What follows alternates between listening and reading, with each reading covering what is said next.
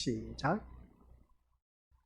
보상의 문제. 아버지 하나님, 우리가 믿음 생활하면서 보상을 바라보며 믿음 생활하는 경우가 참 많이 있음을 보게 됩니다. 우리가 더 이상 바랄 것이 무엇일까? 이 보상의 문제 때문에 오늘 또한 우리가 살아가는 삶의 모습을 통해 진정한 신앙인의 모습이 어떠한 모습인가를 다시 한 번 더 이 보상의 문제를 통해서 깨닫게 하옵소서. 예수님의 이름으로 기도드립니다. 아멘. 일을 한 사람에 대한 대가는 반드시 그 수고한 대가를 받아야 된다는 것, 두말할 것도 없이 성경 말씀에 나와 있습니다. 우리가 너희가 수고한 만큼 땅의 소산을 취하리라, 땀 흘린 것만큼 땅의 모든 소산을 취하리라고 하는 것을 볼 때에 수고한 자에게 우리 미리부터 망을 씌우지 말라는 말씀도 있습니다. 거기에 대한 대가를, 보수를 받아야 된다는 것을 보게 됩니다. 그런 보상을 받아 누렸을 때에 흡족할 수도 있고 부족할 수도 있다라는 사실입니다. 그렇기 때문에 우리 믿음의 식구들께서는 그 보상의 문제를 가지고 많이 옥신각신하는 경우가 있다는 것을 알 수가 있습니다. 그래서 우리는 믿음 생활하면서 또 이 자리에 우리가 주님 앞에 나오셨습니다. 주님 앞에 나온 모습 보니까 정말 잘하셨습니다. 우리 서로 인사하시길 바랍니다. 정말 잘하셨습니다, 여러분. 네. 내 육신의 안일함, 내 육신의 편안함, 이 모든 것을 포기하고 주님 앞에 나와 앉아있다는 자체는 이 엄청난 놀라운 축복의 자리이다라고 해도 과언이 아닌 것을 보게 됩니다. 그러면 내가 이 자리에 나와 앉아있지만 뭔가 이 자리에 세상 것을 내가 내려놓고 육신의 안일함, 편안함을 내려놓고 포기하고 이 자리에 나왔다면 뭔가 목적이 있을 겁니다. 목적이 있으면 거기에 대한 보상을 바랄 것이고 그 보상을 바라면서 또 이 자리에 나와 앉아 계실 겁니다. 그러면 우리들의 보상은 무엇일까? 내가 이렇게 예배를 드림으로 인해서 하나님께서 나에게 뭔가 주시겠지 라는 그런 보상의 문제, 우리 믿음으로서 이러한 마음은 누구든지 다들 갖고 있음을 보게 됩니다. 이런 마음이 없다는 거짓말인 것이죠. 그러나 오늘 우리 고수들께서는 본문 속에서 이 말씀을 통해서 우리에게 주신 교훈을 보니까 보상의 문제가 어떠한 것인가를 나타내고 있음을 알 수가 있습니다. 이미 다루었지만 우리가 보상의 문제를 다루면서 영생과 소유의 가치라는 주제로 우리가 말씀을 들어서 알고 계시지만 이 말씀 보면 영생과 소유의 가치, 부자 청년이 내가 무엇을 해야, 선한 일을 해야 영생을 얻으리까 라고 우리 앞절 본문에서 우리가 살펴봤습니다. 그 청년이 어떻게 해야 내가 영생을 얻으리까 하는 것을 보게 된 겁니다. 그래서 계명을 지키라 했을 때 이 청년은 다 계명을 지켰다고 하는 것을 보게 된 것이죠. 그리고 어떻습니까? 그런 그 모습 속에서 그러면 계명을 다 지켰다고 하는데 주님이 하신 말씀이 뭐겠습니까? 그러면 너의 모든 소유를 다 팔아서 나를, 가난한 자를 나눠주고 나를 따르라 하는 것을 보게 됩니다. 그랬더니 부자 청년이 근심하면서 돌아가는 것을 보게 됩니다. 여기서 우리가 기억해야 할 것은 부자 청년은 왜 근심하면서 돌아갔을까? 라고 했을 때에 재물에 대한 관심이 더욱더 많았다는 것을 보게 됩니다. 그래서 재물의 가치와, 그러니까 자기가 갖고 있는 소유의 가치와 영생의 가치에 어디에 더 큰 비중을 두었다? 한결같이 자기가 갖고 있는 소유의 가치에 더 큰 비중을 두고 있었다라는 사실입니다. 오늘 이 자리에 앉아 계신 우리 믿음의 식구들이 소유의 가치를 더 많이 두고 있다면 이것 또한 우리가 천국 들어가기가 참 힘든 것임을 알 수가 있습니다. 그래서 우리가 믿음의 권속들 모두가 영생의 가치를 소망을 두고 있다면 어느 누구든지 이 자리에 나와 앉아있는 그 자체가 엄청난 축복의 자리이다. 그래서 보게 됩니다. 이 자리에 나와 앉아있다는 자체는 내가 세상 모든 육신의 것을 다 포기하고 이 자리에 앉아있다는 증거입니다. 그러면 우리 권속들은 일단은 50점 따고 들어가는 겁니다. 그러면 우리 믿음의 권속들께서는 나머지 50점은 우리가 완벽하게 다 내 것으로 만들어야 되는 것이죠. 그러면 그 50점이 어떠한 것이냐는 것이죠. 이미 내 몸은 초복종시켜서 이 자리에 나왔습니다. 그러면 우리들의 심령이 이제 완벽하게 100점짜리 인생이 되어야 된다는 것이죠. 그러면 이 100점짜리 인생을 되려면 우리들의 그 중심이 어떤 마음의 보상을 바라고 이 자리에 나왔느냐는 겁니다. 그게 참 중요한 것이죠. 그래서 주님은 그 부자 청년을 향해서 너의 소유를 다 팔고 나를 따라와 했을 때 이 청년은 소유의 가치를 더 크게 갖다 보니까 영생에 이를 수 없었음을 알 수가 있었습니다. 오늘 이 자리에 앉아 계신 우리 믿음의 권속들에게 한번 묻고 싶습니다. 영생의 가치와 또한 자기가 소유하고 있는 소유의 가치, 어느 것이 더 비중이 크냐? 라고 했을 때 우리 믿음의 식구들은 각자가 마음속으로 답변하시면 됩니다. 대부분 바라보면 영생의 가치, 그러니까 영생의 가치라는 것은 천국에 대한 소망, 천국에 대한 가치를 더 많이 아는 사람, 거기에 더 큰 비중을 두는 사람, 그러나 이 소유의 가치는 세상의 그 가치관을 더욱더 많이 두고 있는 그러한 자들 두고 말을 하고 있는데, 그러면 우리 믿음의 식구들은 한번 냉정하게 자기 자신을 들여다보자는 것이죠. 내가 세상의 가치를 더 큰 비중을 두고 있느냐, 아니면 천국의 가치를 더 큰 비중을 갖고 있느냐라고 했을 때에 우리 믿음의 식구들은 한결같이 이 자리에서는 무조건 천국의 가치를 더 갖고 있다고 말을 해야 됩니다. 그러니까 세상 소유의 그 가치를 갖고 있다면 이 자리에 나올 수가 없었습니다. 근데 우리는 일단은 이 자리에 나와 앉아있는 모습 보니까 천국에 대한 가치를 더 많이 갖고 있다는 것을 알 수가 있습니다. 참 잘하신 일인 것이죠. 그래서 우리는 이 말씀을 통해서 어느 누구를 막론하고 주님 앞에 나온 우리 고스트 모두가 천국을 소망하는 참된 신자인 것을 알 수가 있습니다. 그러면 끝까지 우리가 믿음 생활하면서 천국에 대한 소망을 갖고 천국에 대한 가치관을 갖고 늘 거기에 초점을 맞추면서 신앙생활을 해나가야 된다는 겁니다. 이 예배 자리에 나오셨습니다. 이 예배 자리에 나온 것을 보면 일단 주님 앞에 나왔다면 우리 믿음으로서 본문 말씀을 살펴보니까 됩니다. 이 본문 말씀 베드로가 그렇습니다. 내가 모든 것을 다 버리고 어떻습니까? 주를 따라 싸운데 그런즉 우리가 무엇을 얻으리까 하면서 27절에서 말씀하고 있는 것을 보게 됩니다. 이 말씀을 바라보니까 내가 주를 위해서 모든 것을 버리고 따랐다는 겁니다. 그러면 내가 무엇을 더 얻으리까? 라고 했을 때 뭔가 보상을 바라보고 있다는 것을 알 수가 있습니다. 그러면 여기서 우리가 지난 시간 말씀 다루었을 때 우리가 다들 잘 알고 있는 것처럼 베드로가 생각한 보상이 무엇일까? 라는 것이었습니다. 세상 것으로 주어진 보상을 생각하지는 않았을 것이다 라는 것을 보게 되는데, 그렇다면 왜 세상 것을 바라지 않았을까? 라고 했을 때 모든 것, 세상 것 다 버리고 주를 따랐으니까 뭐 더 이상 세상 것을 뭘 바라겠냐는 것이죠. 이 본문 말씀을 바라봤을 때. 그래서 베드로가 생각한 것은 분명히 천국에 대한 보상이었을 것이다 라는 것을 보게 됩니다.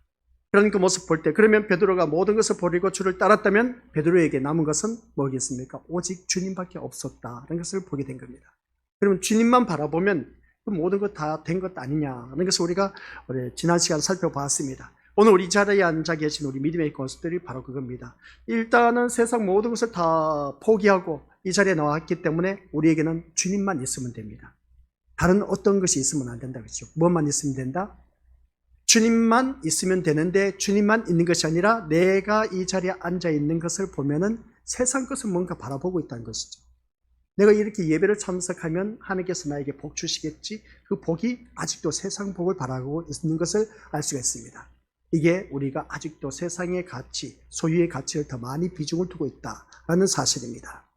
그러나 우리 믿음들 이 자리에 나와서 오직 이제 세상 내 모든 것 다 내 육신의 안일함과 편안함을 다 포기했지 않습니까? 그럼 포기하고 이 자리에 나와 앉아있다면 분명히 우리 주님만 보이면 됩니다. 주님만 있으면 된다는 것이죠. 근데 우리들의 마음, 심령 상태는 그 밑바닥에 깔려있는 것은 그게 아니란 겁니다. 뭔가 더 바라고 있다는 것이죠.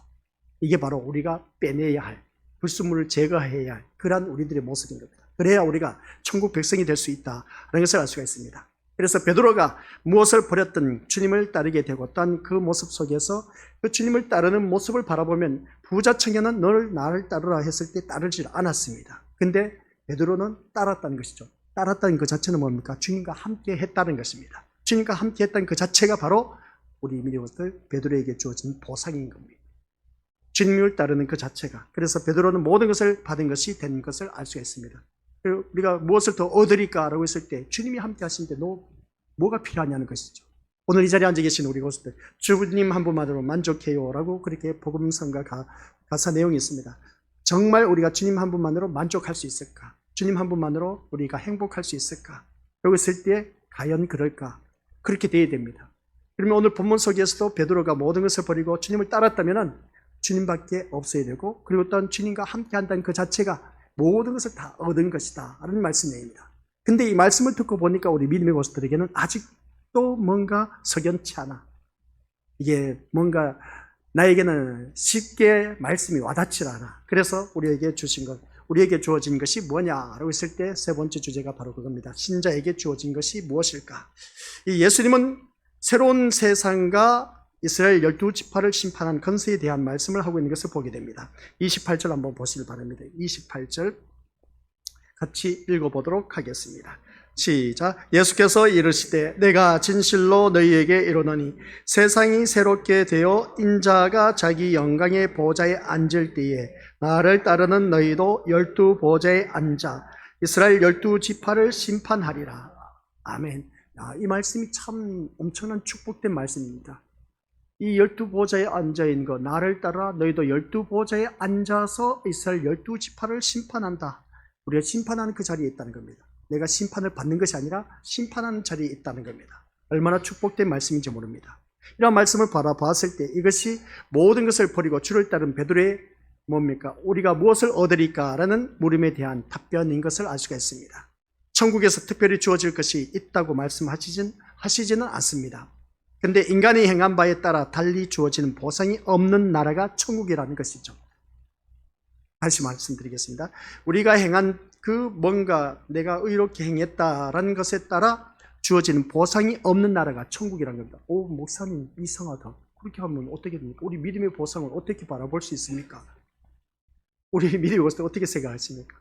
아니 내가 지금까지 믿음 생활하면서 믿음의 보상을 바라보면서 우리가 지금까지 믿음의 헌수품을 벌어야 된다고 했지 않습니까? 그죠? 그럼 우리는 천국엔 그런 것이 아무것도 없다. 보상이 없는 나라가 천국이라면 이거 어떻게 우리가 답변할 수 있어요?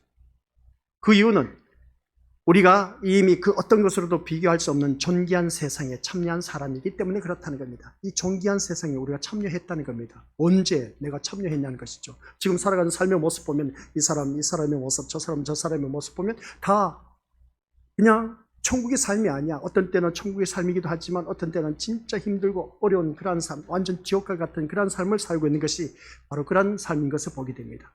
이게 어떻게 우리가 이미 하나님께서 우리에게 이런 세상에 참여한 사람이라고 말할 수 있을까? 근데 성경 말씀 자세히 보시길 바랍니다. 28절 말씀 보니까 예수께서 이르시되 내가 진실로 너희에게 이르노니 세상이 새롭게 되어 라고 있습니다. 세상이 새롭게 되어 인자가 자기 영광의 보좌에 앉을 때에 이렇게 말씀한 것을 보게 됩니다. 이 말씀을 바라봤을 때 우리 믿음의 모습들 여기서 우리가 기억해야 할 것은 이 세상이 새롭게 되었다는 겁니다. 세상이 새롭게 되었다는 것은 언제 새롭게 되었냐는 것이죠. 우리 믿음의 것들 이 세상이 새롭게 된 거 느껴봤습니까? 세상이 새롭게 된 걸 느껴봤습니까? 우리 믿음의 식구들은 이미 다 경험을 하셨습니다. 내가 처음 주님을 영접했을 때 정말 예수님 한 분만이면 나는 모든 게 만족해. 다른 거 다 필요 없어. 돈도 필요 없고 다 필요 없어. 진짜 나 예수님만 있으면 돼. 라는 그런 고백 해본 적 있습니까?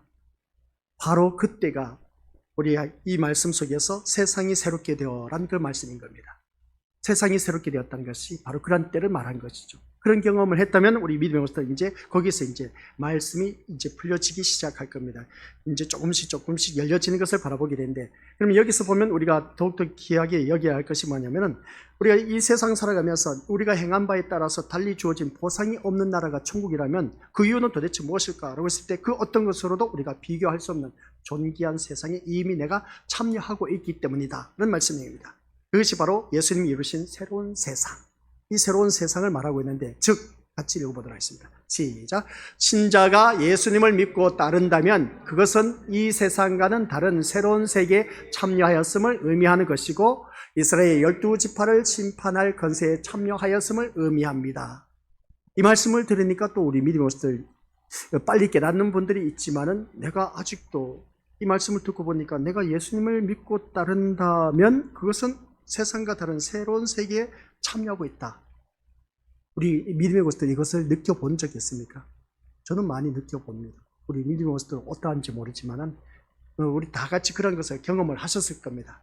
내가 예수님을 믿고 따르고 있지 않습니까? 오늘 이 자리에 나와 앉아 계신 그 자체가 바로 예수님을 믿고 따르는 이 자리에 나오셨습니다. 그러면 우리 믿음의 식구들은 새로운 세계에 지금 참여하고 있다라는 것입니다. 근데 새로운 세계가 아니야. 얘나 지금이나 똑같아. 예배드린 모습이나 어제 만난 사람이나 주일날 만났던 우리 믿음의 식구들이나 또 우리 다 같이 이렇게 예배드린 모습 보니까 그 사람이 그 사람이야. 근데 이게 어떻게 우리가 주어진 새로운 세계라고 말할 수 있을까 하는 것입니다. 이게 바로 오늘 우리에게 풀어야 할 과제입니다. 예수님을 믿고 따른다는 그 자체가 이미 세상에서 다른 새로운 세계에 우리가 들어와 있다는 것이죠. 그런 그 모습을 바라보았을 때 우리 믿음의 것들, 이것이 바로 오늘 본문 속에서 말씀하고 있는 밑에서 두 번째 줄 이스라엘의 12지파를 심판할 건세에 내가 참여하였다라는 그런 뜻입니다. 새로운 세계가 바로 이 시간 주님 앞에 나와서 예수님을 믿고 따르는 이 자리, 우리가 이 새로운 세계에 이미 참여하고 있다는 증거입니다. 세상 사람들은 이 자리에 나오지 못한 것이죠. 그러니까 모습 볼 때 우리는 이 예배의 자리가 새로운 세계에 참여하고 있다는 증거인 것을 알 수가 있습니다. 이보다 더 뛰어난 가치 있는 보상은 없다는 것이죠. 지금 내가 이 자리에 나와서 예배를 드리는 자체가 벌써 이미 이스라엘 12지파로서 심판할 권세의 자리에 있다는 것을 알 수가 있습니다. 근데 이 말씀을 듣고 보니까 아직도 긴가 민가 알 수가 없어. 그러므로 모든 것을 버리고 주를 따른다고 하면서 또 다른 보상을 기대한 이 베드로의 말은 예수님과 함께 하면서도 그 존귀와 가치를 알아보지 못한 무지한 자의 어리석은 말일 뿐이다. 이런 것을 알 수가 있습니다.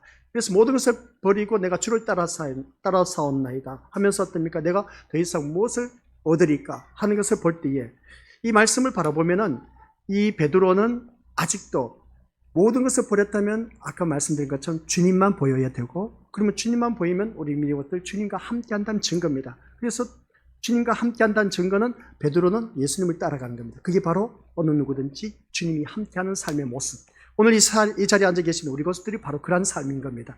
세상 것 다 포기하고 떨쳐버리고 유혹하는 걸 물리치고 이 자리에 나와 앉아있다는 자체는 이미 예수님을 따르고 있는 그 자리. 예수님을 따르는 그 자리는 새로운 세계가 이미 시작되었다는 그런 말입니다. 근데 새로운 세계가 시작되었는데 나에게는 이게 새로운 세계인지 아닌지 알 수가 없어. 그걸 우리가 빨리 깨닫고 우리가 느껴지고 체험을 해야 된다는 겁니다.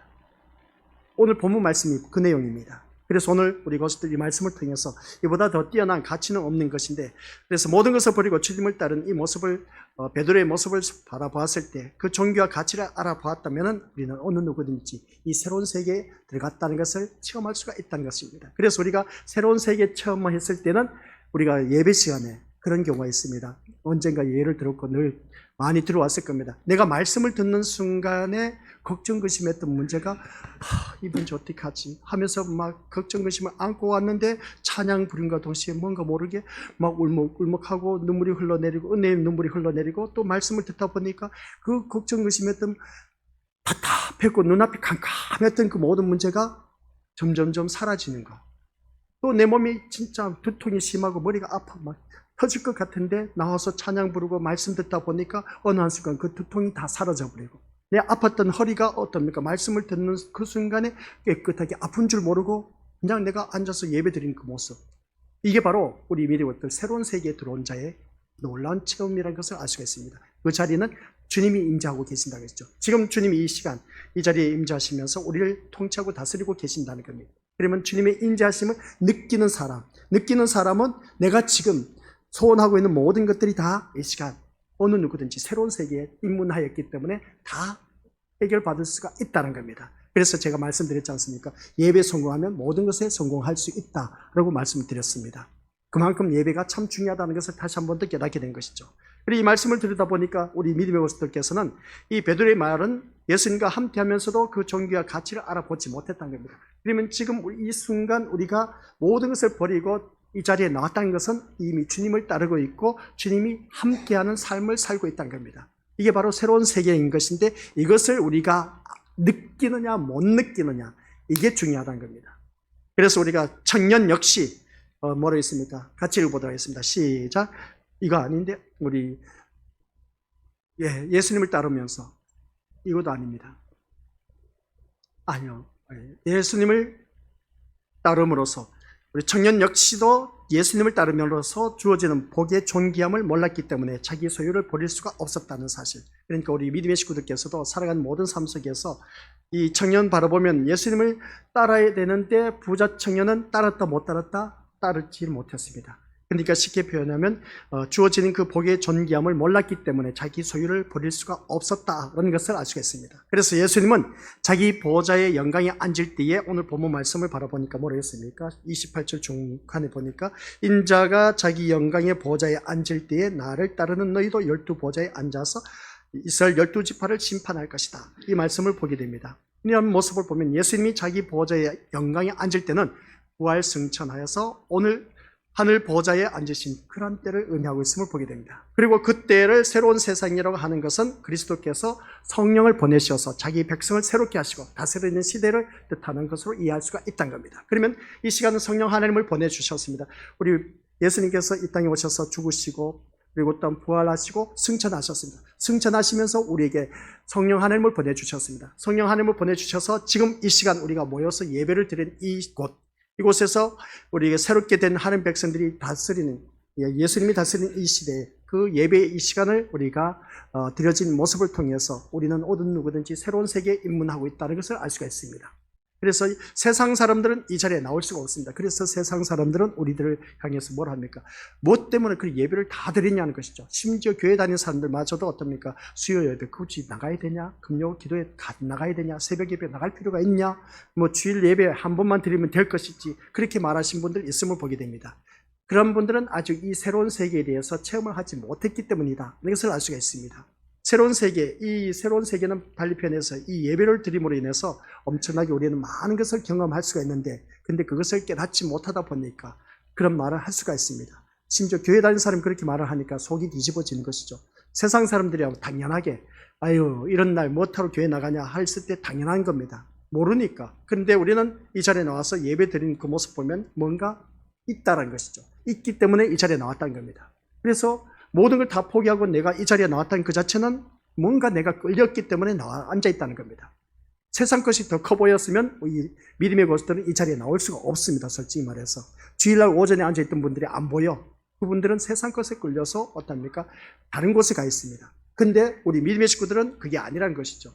이 자리에 나와 앉아있는 그 자체를 바라보면 뭔가 내가 있기 때문에 이 자리에 나와 앉아있다는 겁니다. 근데 내가 앉아있는 것이 아니라 성령 하나님의 이끌림을 받아서 이 자리에 나와 앉아있다는 겁니다. 그래서 부활하시면서 우리 주님께서 우리에게 주신 그 성령 하나님의 인도하심을 따라서 내가 이 자리에 나와 앉아있다는 겁니다. 그 자리가 바로 성령 하나님께서 다스리시는 우리 믿음으로부터 새로운 세계이다, 이것을 알 수 있는 것이죠.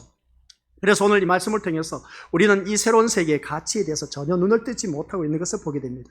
이 자리에 나와 앉아 있어도 목사님 말씀을 하는 거 보니까 뭔가 알 듯 말 듯 하면서도 아직도 무슨 말인지 이해가 못 되는 그런 분들이 있음을 보게 됩니다. 그래서 예수를 말하면서도 여전히 기존의 세상에 집착한 채 베드로처럼 자신이 한 일을 내세우면서 어떤 보상이나 기대하는 그런 그 세상의 기준과 법칙을 그대로 고수하면서 살아가는 것을 바라보게 됩니다. 이러한 우리가 되어서는 안 된다는 것이죠. 오늘 앞에 화면이 나와 있지만 우리 것들 다시 한번 보시기 바랍니다. 내가 이 자리에 나와 있습니다. 예수님을 말하면서 예배를 드린다고 하면서도 일단 50점을 땄는데 50점을 다 내 것으로 만들어야 되는데 나머지는. 근데 긴가 반신반의야. 일단은 내 몸을 차복종시켜서 이 수요 저녁 예배에 나와 앉아있다는 자체는 뭔가 있어. 그렇기 때문에 내가 이 자리에 나왔던 것은 엄청난 획기적인 일이야. 그렇기 때문에 우리는 주님을 따르는 삶을 살았습니다. 이게 주님이 따르는 삶은 새로운 세계에 입문했다는 뜻입니다. 그러면 이 자리에 앉아 계신 우리 것들, 이 자리에 나와 앉아 있으면서도 불구하고 아직도 내가 세상 뭔가 집착해서 베드로처럼 내가 어떤 것을 더 얻으리까 하면서 보상을 바라보고 있는 그런 그 모습을 보게 됩니다. 이런 모습을 볼 때 우리 믿음의 것들, 예수님이 뭐라고 했냐? 우리를 새로운 세상으로 불러들였다는 이 사실을 얼마나 놀라운 일인가에 대해서 전혀 무감각한 것을 바라보게 됩니다. 이것이 우리 자신의 안타까움이고 답답함이고 불쌍한 모습이다, 그런 것을 알 수가 있습니다. 예수님 우리를 이 자리에 지금 불러주셨습니다. 새로운 세상으로 불러들였다는 것이죠. 근데 세상과 구별된 삶의 모습인 겁니다. 세상 사람들은 이 예배 드리는 거 미쳤냐, 그렇게 예배 드릴게 하면서 그렇게 말하는 것을 보게 되는데, 심지어 교회 다니는 사람도 그렇게 말하지 않습니까? 뭐 그 교회는 혹한날 그냥 모든 예배 다 참여하러 가는지 모르겠다고 생각하시는 거 보게 되는데 모르기 때문에 그렇습니다. 그러나 이 자리에 앉아 계신 우리 믿음의 식구들은 그래도 이 자리에 나와 앉아있다는 자체를 바라보면 이미 예수님이 우리를 이 새로운 세상에 불러주셨다는 겁니다. 이게 바로 우리에게 주어진 보상이에요. 근데 그 보상을 느낄 수가 있습니까? 보상을 느낄 수가 있습니까? 아직도 못 느낄 겁니다. 느끼면 얼마나 좋을까? 느끼면 참 좋습니다. 그래서 오늘 이 자리에 앉아 계신 우리 것들 모두가 우리 자신이 정말 안타깝고 답답한 그런 불쌍한 그 모습으로 살아가는 자들이 참 많이 있는데, 그래서 새로운 세계의 가치를 알지 못하기 때문에 그렇다는 겁니다. 그래서 알지 못한 채 눈에 보이는 기존의 세상이 전부인 것처럼 여겨지고, 또한 그 세상이 마르고 닳도록 살 것 같은 착각 속에 더욱 많은 것을 손에 쥐기 위해서 우리가 손에 쥔 것을 놓기 싫어하는 그 무거움을 가지고 허덕이며 살아가는 오늘 우리들의 실체를 가만히 한번 생각해 보자는 겁니다. 분명히 내가 이 자리에 나와 앉아 있는데 세상 것을 놓지 못하고 있어. 이 세상 것을 놓지 못하고 있으면서 아직도 쥐고 있어. 이 시간 주님 앞에 나왔으면 아까도 말씀드렸지만 일단은 내가 세상 것을 포기하고 이 자리에 나와 앉아 있다는 겁니다. 그러면 우리는 이 자리에 모든 것을 다 버리고 이 자리에 나왔다면 주님만 바라봐야 되는 것이죠. 주님만 보아야 됩니다. 주님이 보여야 돼. 주님이 보여야 되는데 주님이 보이지 않고 아직도 여전히 베드로처럼 내가 주님을 위해서 나 모든 것을 다 버렸는데 무엇을 더 얻으리까 하면서 뭔가 움켜쥐고 있어. 세상 가치가 뭔가 바라고 있다는 겁니다. 이것을 우리가 버리지 못하면 온전히 하나님 나라에 들어갈 수가 없다는 것이죠. 그 말씀을 하고자 하는 것입니다. 그래서 이것을 알지 못하면 우리는 베드로처럼 자신을 주님을 따르는 그런 자로 무엇을 얻을 수 있는가에 관심을 둘 수밖에 없다는 것을 보게 됩니다. 그러니까 자꾸만 세상에 뭔가 내가 얻으려고 하는 그 모습을 보게 되는데, 우리 믿음으로서 이처럼 새로운 세계에 속한 백성들이 곧 참된 이스라엘에 해당하기 때문에 율법을 중심으로 하고 살아간 이스라엘은 참된 이스라엘이 아님이 새로운 세계가 백성들로 인해서 증거된다는 그런 말씀입니다. 율법 중심으로 살아간 이스라엘 백성들이 참된 이스라엘 백성들, 그러니까 오늘 이 자리에 앉아 계신 우리 새로운 세계에 들어가서 신앙생활하는 사람들, 바로 오늘 우리들을 통해서 뭔가 새롭게 보여주고 있다는 겁니다. 이것을 두고 이스라엘 12지파를 심판하리라고 말씀한 것으로 우리가 바라볼 수가 있다는 겁니다. 그래서 이스라엘 12지파를 심판한다는 것은 새로운 백성을 통해서 그 새로운 세계에 들어가서 예수 그리스도를 믿는 그러한 자녀를 통해서 이 이스라엘 백성들을 심판한다는 그런 말씀 내용입니다. 그러면 우리가 이러한 말씀을 듣다 보면 그렇습니다. 나를 통해서 나는 심판자로서 이제 다른 밑에 있는 사람을 심판한다는 그런 위치에 있다는 것을 보게 됩니다. 내가 심판받는 입장이 아니고 심판한 심판자로서 내가 이 자리에 있다는 겁니다. 그러면 우리가 어떻게서는 중차대한 아주 심판을 하더라도 제대로 해야 된다는 것이죠. 잘못하면 안 되는 겁니다. 그래서 우리 미리부터 법원에 가서 이제 이런저런 재판을 받을 때 바라보면 많은 형을 받습니다. 그런데 억울해서 다시 상소를 해서 어떻습니까? 거기에 대해서 뒤집고 하는 그런 일들이 참 많이 있음을 보게 됩니다. 요즘 돈이면 다 해결된다 하면서 어떻습니까? 돈으로 해결하려고 하는 그런 경우도 많이 있지만은 법은 그래서 돈이 앞서는 경우도 있음을 보게 됩니다. 법보다는 돈이 앞서는 그런 경우가 많이 있는데, 근데 우리는 하나님의 자녀로서 심판자로서는 어느 누구든지 그렇습니다. 완벽하게 어떠한 심판자로서의 그 자질을 갖춰야 되는데, 이 심판을 우리가 어떻게 할 수 있냐는 것이죠. 모든 사람을 옳고 그름에 대해서 완벽하게 이제 어떻습니까? 심판을 제대로 해야 되는데, 그러면 내가 그런 위치에 있다는 겁니다. 그런 위치에 있는데 나를 바라보니까 도저히 주제비가 안 돼. 그럴 만한 자격이 안 돼. 우리 믿음에서도 그렇습니까? 안 그렇습니까? 저도 그렇고, 저는 우리 믿음의 식구들은 어떤지 모르겠습니다만 저는 아직도 많이 부족합니다. 그런데 우리 믿음의 식구들은 또 어떻게 생각할지 모릅니다. 아니요, 나 목사님보다 더 우월해요. 그렇게 하신 분들도 그래도 괜찮습니다. 자신의 기준이 있기 때문에. 그런데 말씀을 비춰보니까 아직도 부족하지만 그래도 하나님 은혜 가운데 새로운 세계에 들어가서 이 12보좌에서 어떻습니까? 심판한다고 하니까 12지파를 심판한다고 하니까 얼마나 놀란 그 위치에 있는지 모르겠습니다.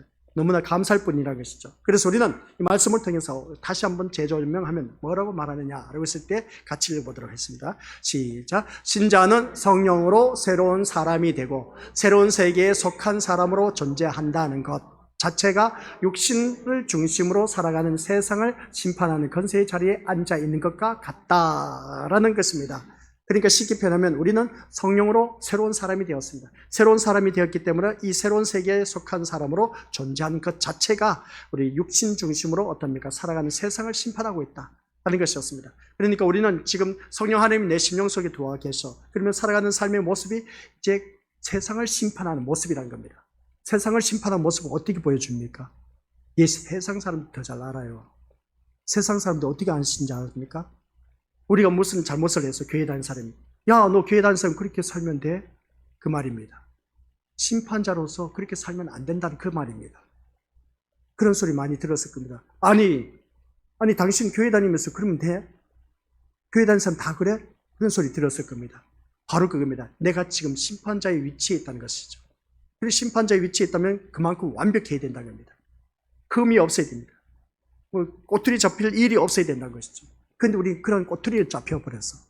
그러면 우리는 심판자의 위치가 상실되어 버린 것이죠. 이게 안타까운 일인 것을 보게 된 겁니다. 그 말인 겁니다. 이 앞에 있는 그 화면에 나와 있는 내용이 아시겠습니까? 심판하는 권세의 자리에 내가 앉아 있는 것과 같다라는 것은 다른 것 없습니다. 내 삶을 통해서 심판하고 있습니다. 지금 세상 사람들. 이래도 우리 것들 그래도 내가 어떤 자리에 앉아서 그냥 이거 망치로 했던 두들기면서 누구를 어떻습니까? 아무개 누구를 사형에 집행한다. 이렇게 그렇게 말한 것을 바라보게 되는데, 우리는 그러한 아니라 내 삶을 통해서 이 모든 사람들을 우리가 지금 심판하고 있다는 것을 기억하라는 것이죠. 그리고 모든 기준이 세상 사람들은 교회 다니는 사람 기준이 되어 있습니다. 그리고 교회 다니는 사람은 그렇게 살면 안 된다는 것을 알고 있어. 그러니까 세상 사람들은 교회 다니는 사람은 완벽하고 올곧고 정직하고 깨끗하고 진실해야 돼. 그게 그들에게는 기준이 되어 있습니다. 교회 다니는 사람은 뭔가 달라도 다르다는 것이죠. 세상 사람들 그걸 알면서도 교회를 안 나오고 있어. 근데 교회 다니는 사람은 그렇게 살아야 되는데, 그럼 너는 그렇게 살면 안 되나? 안 그래요, 우리 미디어스들? 근데 그런 모습을 바라봤을 때, 이런 모습 보면 오늘 앞에 있는 화면이 바로 그런 내용입니다. 우리 미디어스들 나와 있는 내용이 성령으로 우리가 새로운 사람이 되었기 때문에 우리는 새로운 세계에서 지금 살아가고 있다는 겁니다. 근데 우리 그것을 의식을 해야 돼. 근데 그것을 의식하지 않고 여전히 세상 사람들과 똑같은 삶으로 살아가다 보니까 이게 문제가 되고 있습니다. 제대로 가르쳐 주지를 못해서 그렇다는 것이죠. 그래서 세상의 권력자도 할 수 없는 심판이 신자를 통해서 우리에 시행되고 있다는 것을 알 수가 있습니다. 이것이 주님이 함께 하시는 신자됨의 가치이고 존경을 말하고 있음을 알 수가 있습니다. 그런데 또 무엇을 얻고자 하겠냐는 것이죠. 주님이 나와 함께하고 계신데 더 이상 얻을 게 뭐가 있겠습니까? 주님이 함께 하시면 되지 않습니까? 우리 믿는 것들? 그래요, 안 그래요? 근데 우리 믿는 것들 왜 답변이 시답찮지 못한다? 그냥 그게 아멘 하면서 답변하면 얼마나 좋을까? 주님 함께 하는 것으로 인해서 우리가 만족하면서 이걸 우리가 살아가야 되는데 아직도 주님 한 분만으로 만족 못해. 주님도 함께 하는 것도 중요하지만은 그래도 목사님 하면서 어떻습니까? 이 세상 것도 더 누리고 싶어요 하는 그런 마음이 있다 보니까 답변이 시답찮은 것 같은데, 아무튼 주님이 함께 하신다는 그 자체가 우리 신자됨의 가치이고 존귀함의 가치라는 것을 알 수가 있습니다. 우리가 더 이상 무엇을 얻고자 할 것도 없습니다. 주님이 함께 하시면 그것으로 땡긴 것이죠. 다른 게 뭐 있겠습니까? 근데 있어요. 주님이 함께하는 그것으로 만족하면 되는데, 이것보다 더 가치 있는 것이 어디 있겠습니까? 이게 우리에게 주어진, 이제 뒤에 가면 보상이라고 하는 것을 알 수가 있는 것인데, 이것으로 만족할 수 있어야 되는데, 그렇지 않다는 겁니다. 왜 그런지 아세요? 본문 속에서 또 나와 있습니다. 29절 한번 보시기 바랍니다. 29절. 참 기가 막혀요. 말씀 보면. 29절 시작. 또 내 이름을 위하여 집이나 형제나 자매나 부모나 자식이나 전토를 벌인 자마다 여배를 받고 또 영생을 상속하리라. 여기서 우리 미니머스를 기억하시기 바랍니다. 소두에 뭐라고요? 내 이름을 위하여 라고 있습니다. 내 이름을 위하여. 우리 미니머스들 내 이름을 위하여 라고 했을 때 주님의 이름을 위하여 살면 괜찮습니다. 근데 자기 이름을 위하여 살기 때문에 우리 미니머스들을 주님 한 분만으로 만족해야 되는데 자기 이름 때문에 뭔가 더 바라고 있다는 것입니다. 이 사람보다 내가 나아야지, 저 사람보다 더 잘 살아야지, 저 사람보다 높은 직위에 있어야 되지, 저 사람보다 더 잘 나가야 되지, 저 사람보다 더 멋지게 나아가야지. 그런 어떤 그 보상심리, 그러니까 주님이 함께 하신 것으로 만족해야 되는데 베드로는 그게 아니에요. 어떤 것을 더 얻으릴까, 다른 것을 무엇을 더 얻으릴까 하는 그 모습을 바라봤을 때 우리 믿음의 식구들 또한 그렇습니다. 자기 이름을 나타내기 위해서 자기를 뭔가 모르게 드러내기 위한, 자기 의를 드러내고 싶어하는 그런 마음이 있다는 겁니다. 그게 우리가 함정이 말려들어서는 안 된다고 했죠. 신앙생활 하면서 이게 우리에게는 아주 큰 올무가 되고 있음을 보게 됩니다. 그런데 여기서 말씀하는 걸 보면 집, 형제, 자매, 부모, 자식, 전토, 이건 인간에 있어서는 아주 기준이 되어서 세상에서의 삶의 전부입니다. 근데 생존의 의미를 모두 거기에 두고 있음을 우리는 두말할 것도 없습니다. 그런데 그것을 주의 이름을 위해서 버린 자마다 여러 배를 받고 영생을 상속한다 하니까 오늘날 목회자들이 봐라! 형제, 자매, 부모, 자식, 전토 다 버리고 주를 따르면 이렇게 여러 배나 상속받는다 하니까 얼마나 좋습니까? 그래서 우리 믿음의 식구들 기억하시길 바랍니다. 우리 교회 증축하기 위해서 또한 무엇을 하기 위해서 이 모든 전토를 다 버린 자마다 여러 배를 축복받는다 하면서 어떻습니까? 팔아서 하나님 앞에 바치러 가지 않습니까? 얼토당토는 이 완전 사기꾼 목자입니다. 사꾼 목자입니다. 세상 포커스에, 하나님 말씀을 가지고 세상 포커스에 맞춰버리면 이게 끝장나는 겁니다. 그냥 속아 넘어가지 마시기 바랍니다. 혹 말씀을 듣다 이 성경 구절 나오면 마태복음 19장 29절 나오면은 귀담아 들어보시기 바랍니다. 분명히 모르겠습니다만 이 말씀을 가지고 육신의 포커스, 세상 것을 포기하면은 우리는 이러한 것으로 인해서 여러 배를 받는다. 그렇게 표현한 경우가 참 많이 있음을 보게 됩니다. 그래서 갖고 있는 전지나 토지를 팔아서 하나님 앞에 바치면 여러 배로 받기 때문에 엄청난 축복을 받는다. 이게 바로 영생을 받는 그러한 하나님 자리에 상속하는 모습이다. 그렇게 말한 것을 바라보게 되는데 속아 넘어가지 마시길 바랍니다. 하나님께서는 그런 말씀이 아닌 겁니다. 무슨 말씀이냐면 이 말씀을 통해서 주의 이름을 위해서 버린 자마다 여러 배를 받고 영생을 상속한다라고 했는데, 주의 이름을 위해서 생존의 의미가 되는 것, 모든 것을 버릴 수 있는 것은 그만큼 주의 이름이 가치를 알 때 가능한 겁니다. 주님의 이름의 가치를 알 때에 생존의 의미, 그러니까 우리 이것들 주의 이름을 위해서라고 했을 때 그 생존의 가치를 알 때에 우리 이것들 주의 이름의 그 가치를 알게 되면 그것을 인해서 이것은 가능할 수가 있습니다. 형제, 자매, 부모, 자식 전투 벌인 것, 베드로가 그렇게 했지 않습니까? 너 나를 따르라 했더니 업으로서 참뼈가 굵은 베드로를 어떻습니까? 모든 걸 다 버리고 나를 따르라고 했더니 베드로가 따랐어. 그러니까 쉽게 표현하면 형제, 자매, 부모, 자식 다 전투 벌이고 베드로는 따랐습니다. 그 따르면서도 어떻습니까? 내가 무엇을 더 얻으리까 하면서 그렇게 또 묻는다는 것이죠. 그 묻는 이유가 뭐겠습니까? 자기에게 뭔가 또 다른 보상을 바라보고 있다는 것을 알 수가 있습니다. 그런데 앞에서 말씀드렸지만 이 세상 것을 다 포기했는데, 그러면 세상 것을 바라고 베드로가 무엇을 더 얻으리까 말을 했겠냐는 것이죠. 아니란 것입니다. 뭔가 새로운 것을 더 얻으리까 하는 그 모습을 보게 된 것입니다. 그래서 이 말씀 통해서 우리 믿음으로서 주님의 이름을 가치를 알 때는 이런 것은 우리가 얼마든지 할 수가 있습니다. 그래서 선교사들 바라보면 외국에 나가서 오지에 가서 복음을 전파하다 순교당하신 분들이 참 많이 있습니다. 그 예수님의 이름을 가치를 알 때, 그래서 자기 생존의 가치를 알 때는 세상 것 부러울 것도 없습니다. 모든 걸 다 버리고 오직 주님만 따르는 그 모습 보게 됩니다. 그래서 12사도들을 바라보았을 때 한결같이 처음에는 어떻습니까? 주님과 함께 할 때 많은 무리가 따르다 보니까 야, 우리 주님과 함께 하면 뭔가 한 자리 하겠지. 다들 그런 심보를 가졌어, 솔직히 말해서. 그래서 야고보의 어머니가 와서 어떤 하나는 자의정, 하나는 우의정 하면서 하나는 우측에, 하나는 좌측에 앉혀달라고 그렇게 하는 그 모습 보게 됩니다. 그 소리를 듣고 있던 제자들이 뭐랍니까? 너만 사람이냐? 우리도 사람이다 하면서 어떻습니까? 막 그렇게 옥신각신하는 그 모습을 보게 됩니다.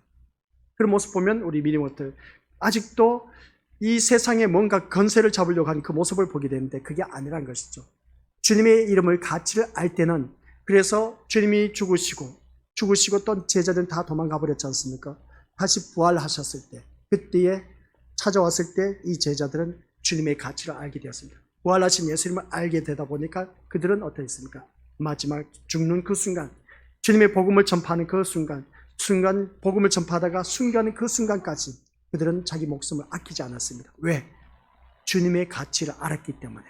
오늘 이 자리에 앉아 계신 우리 것들이 바로 그런 삶이 되어야 됩니다. 주님의 그 가치를 아는 사람만이 이 말씀처럼 형제, 자매, 부모, 자식 전투를 벌일 수가 있습니다. 근데 그 가치를 모르는 사람은 버렸다가는 집안 망합니다. 아시겠습니까? 신천지에 빠져서 재산 다 바쳐서 그냥 다 집안 말아먹고 가족 식구들 풍지박살 다 파괴시키는 그런 곳에 이단에 빠져들이지 마시기 바랍니다. 그것보다 더 어리석은 짓이 어디 있겠습니까? 그래서 여기서 말씀하고 있는 것은 주의 이름에 담겨있는 생명의 가치를 알았을 때, 주의 이름에 담겨있는 생명의 가치를 알았을 때는 그는 주께서 함께 하신다는 것이 어떤 복인가를 알게 된다는 겁니다. 그것을 통해서 여러 배를 받는다는 말의 표현인 겁니다. 여러 배를 받는다고 했지 않습니까? 주님이 함께 하신다는 것을 어떤 것인가 알 때에 여러 배를 받는다. 여러 배는 우리 것들 여러 배를 2배가 아니고 3배가 아니고 여러 배면 말할 수 없습니다. 엄청나게 우리가 사람을 생각하는 것보다 더 많은 배를 말하는 것이죠. 그 말을 하는 것은 뭐냐라고 했을 때 다른 것도 없습니다. 이 말씀을 어렵게 생각하면 우리 믿음들이 몰라요. 근데 여기서 내가 생명의 가치가 되신 예수님을 알았을 때는 형제, 자매, 부모, 자식 전투 버리는 거 이거 별것 아니에요. 어차피 내가 두고 갈 것입니다. 그래서 사도 바울은 어떻습니까? 이 세상 모든 것을 배설물로 여겼다는 것이죠. 그래서 그는 어떻습니까? 세상이 그 좋아하는 모든 고위 간책, 자기가 배운 그 학문 다 배설물로. 그래서 예수 그리스도를 아는 것이 가장 고상함이라 그렇게 고백하면서 세상 학문, 최고의 학문을 배웠던 가말리엘 문화, 그것을 배우면서도 불구하고도 사도 바울은 예수 그리스도를 아는 것이 가장 고상함이라고 그렇게 고백하는 겁니다. 다 필요 없다는 것이죠. 진짜 예수님을 알고 보니까 세상 것 다 필요 없다는 겁니다. 그래야 할 때에 내 이름을 위하여 집이나 형제, 자매, 부모, 자식, 전토를 벌일 수가 있다는 겁니다. 그런 믿음, 그 믿음을 우리가 걸어가야 되는 겁니다. 그 믿음으로 우리 걸어갈 수가 있겠습니까? 우리 믿음으로 예수님이 나의 생명이 되시고 생명의 가치를 알았다면 주를 위해서 이 모든 것을 내가 버릴 수 있겠냐는 것이죠. 그런데 우리는 아직도 그 단계까지 못 갔을 겁니다. 가면 천만다행이고, 근데 가지 못한 것에 대해서 너무나 안타까울 뿐인 겁니다. 그런데 여기서 말씀하고 있는 것은 주님께서 함께 하신다는 것이 바로 어떤 복이냐, 여러 배를 받는다고 했는데 여러 배를 받는다는 말로 우리에게 표현을 하고 있는 것을 알 수가 있습니다. 그러면 이 여러 배를 받는다, 이게 도대체 무슨 말씀입니까? 우리 것들 다른 것 아닙니다. 여러 배를 받는다는 것은 예수님이 나와 함께 하신다는 것이 바로 여러 배를 받습니다. 내가 예수님이 나와 함께 하심으로 인해서 여러 배를 받는 것이 뭔지 아세요? 내가 죽다가 살아났습니다. 누구 때문에? 예수님 때문에. 생명보다 더 귀한 것이 어디 있겠습니까? 우리가 사업이 쫄딱 망했습니다. 그런데 예수님 앞에 나와서 제발 좀 이 사업 번창하게 해달라고 막 부르짖고 날마다 부르짖다 보니까 예수님께서 그 기도의 소리를 듣고 응답해 주셨습니다. 그 사업이, 망해가던 사업이 엄청나게 번창해져 갔습니다. 여러 배가 아니라 수억 배로 그냥 많아졌습니다. 이런 일들은 엄청나게 많습니다. 카네기가 철의 왕국을 이뤘습니다. 미국에. 그 카네기가 철의 왕국을 이루면서 어떻습니까? 얼마나 철로서 성공을 했는지 11조를 다루는 사람을 따로 사무실을 차려서 그것을 계산하는 사람 따로 사원을 두고 11조를 다루었습니다. 그 정도였습니다. 카네기가 철의 왕국을 이뤄서. 그래서 어떻습니까? 11조를 정확하게 떼어서 어떻습니까? 하나님 앞에 바친 그 모습을 바라보게 되는데 엄청난 그 모습을 보게 된 겁니다. 그런 모습을 바라봤을 때 그게 바로 예수님이 어떠한 분이신가 알았기 때문에 카네기가 그 철의 왕국을 이루면서 그렇게 정확하게 하늘 것을 따로 떼었다는 것을 알 수가 있습니다. 우리는 예수님의 가치를 너무나 돈의 가치보다 더 싸게 여기다 보니까 예수님을 제대로 알지 못하다 보니까 내 것 자꾸만 자기 소유를 움켜쥐려고만 했던 어리석은 우리들의 모습을 보게 됩니다. 이게 우리의 잘못된 모습이란 겁니다. 그런 사람은 여기서 말씀하고 내 이름을 위하여 집, 형제, 자매, 부모, 자식, 전토 버릴 수가 없습니다. 왜 내가 버려? 안타까운데 못 버립니다. 근데 우리 12 제자들은 다 버렸습니다. 그리고 또 어떻습니까? 가룟 유다 빼고 말입니다. 12 사도들은 우리 민유교사들 모다가 순교할 때까지 자기 모든 것, 생명까지 다 바쳤습니다. 생명의 가치를 그 생명의 가치가 되신 예수님을 알았기 때문에 예수님의 가치를 안 사람은 이 말씀을 통해서 우리는 어느 누구든지 모든 것을 다 버릴 수 있는 마음이 되어야 됩니다. 그런데 아직도 우리는 버리지 못하고 있습니다. 왜 그런지 아세요? 자기 이름을 나타내고 싶어서, 자존심 때문에, 쪽팔려서, 속된 용어로 우리 그런 자가 되어서는 안 되거든요. 그런 자가 되어서는 안 되고 우리 것들 모두가 정말 내가 주님의 이름을 가치를 제대로 안다면은 내가 갖고 있는 모든 것을 이렇게 다 버릴 줄 아는 그런 믿음의 단계에 이르렀다면 여러 배를 받는다. 주님이 함께 하시면은 세상 부러울 것도 없어요. 아시겠습니까? 세상 부러울 것도 없어요. 모든 것을 다 누릴 수가 있습니다. 주님이 함께 하시면. 그래서 찬송가 가사 내용, 내 주 예수 모신 곳이 그 어디나 하늘나라. 내 주 예수와 동행하니 그 어디나 하늘나라. 그렇게 말씀하고 있습니다. 진리를 알지니 진리가 너희를 자유케 하리라. 나의 하나님이 그리스도 예수 안에서 영광 가운데 그 풍성한데 너희 모든 것을 다 채워주신다. 말씀이 다 그겁니다. 우리 믿음들 주님이 함께 하시면 여러 배를 받는 놀라운 축복을 받아 누리는데 왜 우리는 자꾸만 세상 것을 붙잡고 그것을 아둥바둥하면서 네 것 내 것 하면서 다투면서 살아가고 있냐는 것이죠. 누군가 뭔가를 요구한다면 그냥 줘요. 그냥 100% 줘요. 그냥. 물론 실제로 예수님이 말씀한 그 모든 것을 버려야 영생을 얻는다는 뜻은 아닌 겁니다. 모든 것을 버린다면 영생, 그래서 이 말씀을 그냥 문자 그대로 받아들여서 어떻습니까? 집, 형제, 자매, 부모, 자식, 전투 다 버려서 어떻습니까? 따르는 자들이 있어요. 그게 누군지 아세요? 신천지에 빠져있는 아주 못돼 먹은 이만희. 아시겠습니까? 그 가족 식구들 다 풍지박살 내고 그냥 파괴시키는 그런 이단들. 바로 그 문자 그대로 받아들이면서 다 갖다 바쳐. 어리석게. 생명의 가치를 제대로 안다면 그렇게 하지 않는다는 것이죠. 생명의 가치를 알면은 진짜 그런 무리를 일으키지 않습니다. 파괴는 시키지 않습니다. 생명의 가치를 알면 우리는 오히려 그리스도의 몸을 세워가는 그런 모습을 보게 된 겁니다. 그래서 오늘 이 자리에 앉아 계시는 우리 것들 모두 다가 어느 누구를 막론하고 예수님이 말씀한 그 모든 것을 버려야 할 영생을 얻는다는 뜻은 아니라는 것입니다. 이 세상 모든 것을 다 이렇게 버리다 보면 아유 교회 다니더니 진짜 부모도 없나? 너는? 형제도 없냐? 그런 소리 듣지 않았습니까? 우리 미래 것들 그런 적 또한 있을 겁니다. 교회 다니면 다냐? 너는 부모도 없고 형제도 없냐? 동생도 없냐? 언니도 누나도 없냐? 하면서 그렇게 말한 경우가 있음을 보게 됩니다. 그러다 보니까 어쩌면 그런 소리 듣는 경우가 있음을 보게 되죠. 저는 그런 소리 들었습니다. 오직 예수님께 미쳐야 된 것이죠. 미치다 보니까 완전 저놈은 예수님께 미쳤다는 것이죠. 그러다 보니까 형제도 없고 부모도 없다 그런 소리 들었습니다. 근데 그게 아닌 겁니다. 아니요.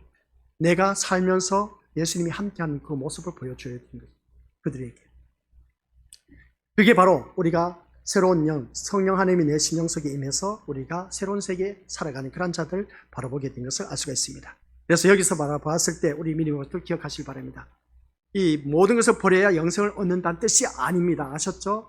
기억하시기 바랍니다. 그 다음 뭐라고 하냐면 성령이 오심으로 말미암아 새로운 세계에 대한 안목이 열렸을 때 성령이 오심으로 인해서 새로운 세계에 대한 안목이 열렸을 때 성령이 내 심령 속에 들어와서 새로운 안목이 열립니다. 새로운 안목이 열렸을 때 삶의 의미가 달라진다는 것이죠. 그걸 말하는 겁니다. 삶의 의미가 달라졌다는 것은 뭐냐면 베드로는 모든 것을 버렸으니 된 것 아닙니까? 우리 미리 것들. 근데 그는 모든 것을 버리고 주를 따른 자신을 대견하게 여기고 있음을 보게 됩니다. 그래서 무엇을 얻을 수 있는지 묻는 것을 알 수 있는 것을 보게 된 것이죠. 주의 이름보다는 결국 자신의 이름을 소중히 여기고 싶은 이 베드로의 심보였음을 알 수가 있습니다. 그런데 주의 이름의 존귀함은 생명의 문제로 들어갔을 때 드러난 겁니다. 그런 우리 말씀을 통해서 세상 그 무엇도 우리에게 영원한 생명을 줄 수가 없다는 것이죠. 아시겠습니까? 세상 그 무엇도 우리에게는 영원한 생명을 줄 수가 없습니다. 오직 주의 이름으로만 가능할 뿐 이것은 분명할 것입니다. 예수님이 우리와 함께 하시고 주의 이름이 우리에게 역사하고 계신다는 그 사실이 놀라운 축복으로 다가오게 된다라는 그런 말씀 내용입니다. 그리고 오늘 이 자리에 앉아 계신 우리 것들 모두 다 그렇습니다. 성령이 내 심령에 오심으로 말미암아 새로운 세계에 대한 안목이 열려야 된다. 그런 말씀이죠. 그래서 모든 것을 버리고 주를 따르는 베드로는 겉으로 본다면 탁월한 믿음의 소유자였습니다. 정말 대단한 믿음이었지 않습니까? 너는 나를 따르라 했을 때 모든 것을 버리고 진짜 주님을 따랐습니다. 무엇을 더 얻으리까 하는 그 모습 볼 때에 그에게는 뭔가 심상치 않은 게 또 있었다는 것을 알 수 있는 것이죠. 누가 뭐래도 영생의 1순위라고 할 수 있는 베드로, 정말 대단한 모습을 보게 됩니다. 아주 탁월한 믿음의 소유자였던 것을 볼 때. 하지만 모든 것을 작업을 안 했습니까? 모든 것을 버렸다는 것을 자기 행위로 간주하며 그에 대한 어떤 보상을 기대하는 그 속성은 천국에 해당되지 않는다는 그런 말씀 내용입니다. 모든 것을 버렸다는 것을 자기 행위로 간주하면 우리 미래 것들 어떤 보상을 기대하는 그 속성은 천국에 대한 해당되지 않는다고 했죠. 그러니까 이 말씀 무슨 말씀이냐면 내가 주를 위해서 이거 정도 했지 않습니까? 자기 의를 드러내는 것이죠. 그런 그 모습을 바라봤을 때 우리 믿음의 식구들 어떻게 말을 할 수 있겠습니까? 내가 주를 위해서 모든 것을 다 버렸다고 했는데 그러면 그 버렸다고 하면서 자기 행위를 나타내고 싶어하는 그런 모습 그러면서 어떤 보상을 기대하는 것은 절대로 천국에 해당하지 않습니다. 그걸 두고 뭐라고 하느냐라고 했을 때 오늘 30절 말씀입니다. 같이 읽어보죠. 시작. 그러나 먼저 된 자로서 나중되고 나중된 자로서 먼저 될 자가 많으니라. 이 말씀 우리가 많이 들었지 않습니까? 야, 교회 늦게 온 사람 봐라. 저렇게 신앙생활 열심히 새벽 예배도 잘 나오고 모든 예배 다 참석하는데 기존에 나왔던 왜 아무개 집사 건석은 이렇게 나오지 못하고 하냐. 먼저 된 자가 나중에 된다. 제가 얼마나 많이 그렇게 우리 믿음의 것들에게 핀잔을 주었습니까? 근데 성경 말씀이 바로 보니까 오늘 본문에서는 그걸 말하는 것이 아닌 거예요. 먼저 된 자가 나중 되고 나중 된 자가 먼저 된다는 것은 그 말을 하는 것이 아닌 겁니다. 이 말씀은 무슨 말씀이냐라고 했을 때에 자신이 한 것을 토대로 뭔가를 더 얻고자 하는 그 사람이 나중된 자에 해당된다라는 말씀입니다. 다시 말씀드리겠습니다. 앞에 화면 나와 있습니다. 자신이 한 것을 토대로 내가 행했으니까 뭔가를 더 얻고자 하는 베드로처럼 내가 주를 위해서 다 버렸지 않습니까? 내가 무엇을 더 얻으리까 하면서 그렇게 말하는 것을 보면 뭔가 더 얻고자 하는 사람이 나중된 자에 해당된다 하는 그런 말씀입니다. 앞뒤 문맥을 바라봤을 때, 그래서 예수의 그리스도를 믿음으로 말미암아 내가 이 예배를 드림으로 말미암아 뭔가 더 얻기를 바라는 그런 자들, 우리 믿음의 것들, 어떻게 보면 나중된 자로서의 모습이다 라고 말을 해도 과언이 아니다라는 것이죠. 무슨 말이냐 하면 우리 믿음의 것들께서는 어떤 보상을 바라보고 이 자리에 나와서는 안 된다는 겁니다. 이미 보상은 주어졌습니다. 그 보상이 뭔지 아세요? 예수님이 함께 하신다는 것이 바로 보상인 겁니다. 그 보상을 우리가 받아 누리고 있는데 그걸 가지고 또 더 이상 뭘 더 바라겠습니까? 예수님이 함께 하시면 되는 것이지 더 이상 뭘 더 원하느냐는 것이죠. 예수님 한 분만으로 만족하다면서 늘 입으로 고백하면서도 자꾸만 우리는 세상 것을 구하고 있는 그 모습을 바라볼 때 이게 바로 우리들의 어리석은 모습이다. 그래서 보게 됩니다. 이게 바로 나중된 자의 모습인 겁니다. 본문에서 말씀하고 있는 것. 앞뒤 문맥에 바라봤을 때. 그래서 교회에 일찍 출석한 사람, 늦게 출석한 사람, 그런 것을 통해서 늦게 나온 사람을 통해서 어떻습니까? 늦게 나온 사람이 신앙생활 충실한, 물론 그것도 맞는 말입니다. 나중된 자가 먼저 되고 먼저 된 자가 나중된다. 말씀 보니까 정말 그러네. 정말 나중에 나온 사람이 진짜 열심히 신앙생활을 잘하고 있어. 근데 나중된 자가 어떻습니까? 먼저 된 자가 점점 신앙생활 퇴보생활하는 것을 보니까 참 안타까워. 그걸 두고 우리가 이 말씀을 많이 사용하고 있는데, 그러나 본문 속에서 말씀하고 있는 먼저 된 자가 나중되고 나중된 자가 먼저 된다라는 것은 뭐냐라고 했을 때 앞뒤 문맥을 비춰봤을 때 내가 주의 일을 뭔가 했는데 뭔가 더 얻고자 하는 그러한 마음을 갖고 있는 사람이 나중된 자의 모습이다 라는 것입니다. 그래서 오늘 이것을 기억하시길 바랍니다. 나에게 주어진 것은 이미 보상은 주어졌습니다. 그 보상은 바로 다른 것이 아니라 예수 그리스도십니다. 아시겠습니까? 보상의 문제입니다. 오늘 말씀 제목이, 그죠? 보상은 예수 그리스도십니다.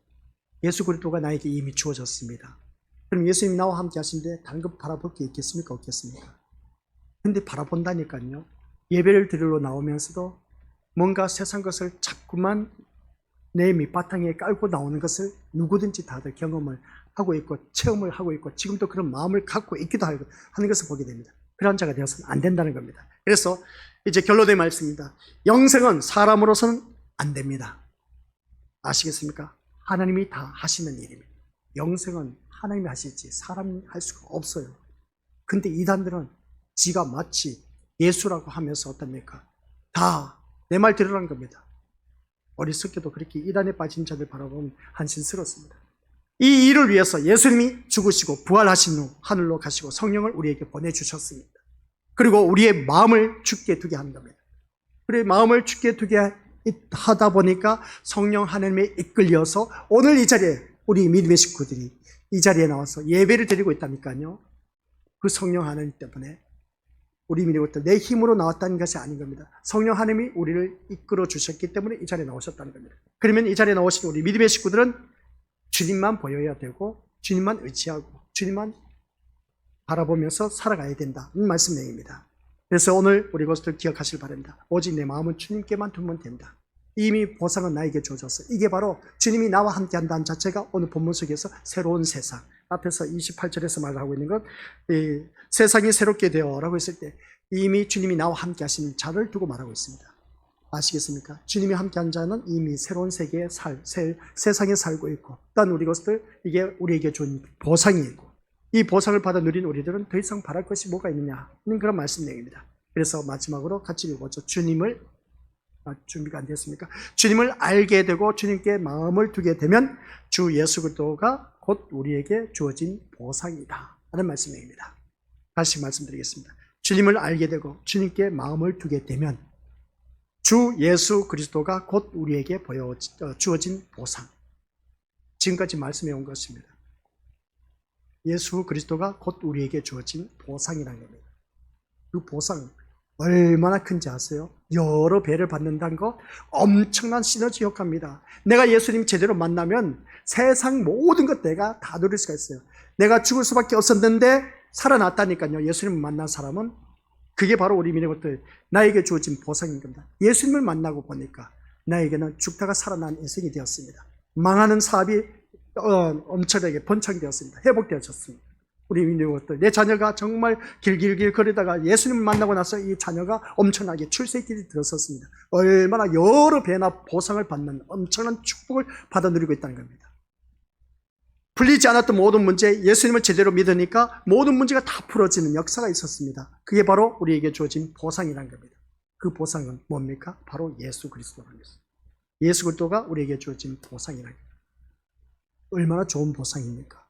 예수님 한 번 제대로 만나면 이렇게 여러 배나, 오늘 본문 속에서 말씀하고 있는 여러 배를 받고 또 영생을 상속하리라고 했지 않습니까? 이 세상에서뿐만 아니라 세상 살아가는 데서 여러 배를 받고 또한 영생을 우리에게 주어진다는 겁니다. 누구를 통해서? 예수 그리스도를 통해서. 이 보상을 우리가 받아 누리면서 한 것이 없이 받은 놀라운 보상, 이 보상의 가치를 알고 감사하며 기뻐하며 사는 것이 바로 우리가 되어야 되지 않겠느냐 하는 것. 아시겠습니까? 그래서 오늘 이 자리에 앉아 계신 우리 것들 모두가 나에게 주어진 보상은 다른 것 없습니다. 누구라고요? 예수 그리스도. 예수 그리스도로 인해서 10배, 100배, 1000배, 10,000배가 아니라 여러 배, 말로 표현할 수 없는 무한대입니다. 아시죠? 무한대 키워 팔자 눕혀놓은 거. 무한대로 우리에게 하나님께서 축복해 주신다는 것. 그것으로 끝난 게 아니에요. 우리 믿음으로서 이 세상을 살면서 여러 배로 무한대로 그냥 무한정으로 우리에게 모든 것을 주시지만은 한 가지 가장 중요한 것, 영생을 주신다는 겁니다. 오늘 성경 말씀 나와 있지 않습니까? 영생을 상속하리라. 우리가 영생을 상속한다면 우리에게 주어진 보상 예수 그리스도로 말미암아. 오늘 말씀 그겁니다. 그래서 이 말씀을 우리가 늘 바라볼 때, 그런데 성경 말씀 이것을 가지고 봐라, 이렇게 하나님 앞에 바치니까 이 사람은 이렇게 부자 되었다라 하면서 그렇게, 이거 완전 사기꾼입니다. 이런 소리요 아예 듣지를 마시길 바랍니다. 이 말씀은 철저하게 다른 것도 없습니다. 내가 주님의 가치를 제대로 알고 생명의 가치를 알고 그리고 또한 나에게 주어진 예수 그리스도를 믿음으로 말미암아 나에게 주어진 보상은 예수 그리스도밖에 없다. 예수 그리스도를 만나게 되니까 내가 살아간 모든 삶 속에서 여러 배로 엄청나게 지금까지 축복을 받으면서 살아와서 이게 바로 우리에게 주어진 축복인 것이고 또 영생을 상속하리라. 이 놀라운 축복을 우리에게 허락해 주신다는 말씀입니다. 그래서 오늘 본문 마지막 30절 말씀 보니까 먼저 된 자가 나중되고 나중된 자가 먼저 된 자라고 했을 때는 이 말씀은 다른 것 아닙니다. 내가 예수를 믿음으로 말미암아 뭔가 더 얻기를 바라는 그러한 심보가 나중된 자의 심본, 그러한 자가 되지 마시기를 주님의 이름으로 간절히 축원드립니다. 아버지 하나님 은혜 감사드립니다. 오늘 말씀 보상의 문제, 보상은 우리에게 생명으로 오신 예수 그리스도, 예수 그리스도로 말미암아 우리가 예수님을 제대로 만나면 이 세상 모든 것은 여러 배로 엄청난 축복뿐만 아니라 영생까지 상속하리라. 이 놀라운 축복을 받아들인 아버지 하나님 자녀 되게 하옵소서. 예수님 이름으로 기도드립니다. 아멘. 하늘에 계신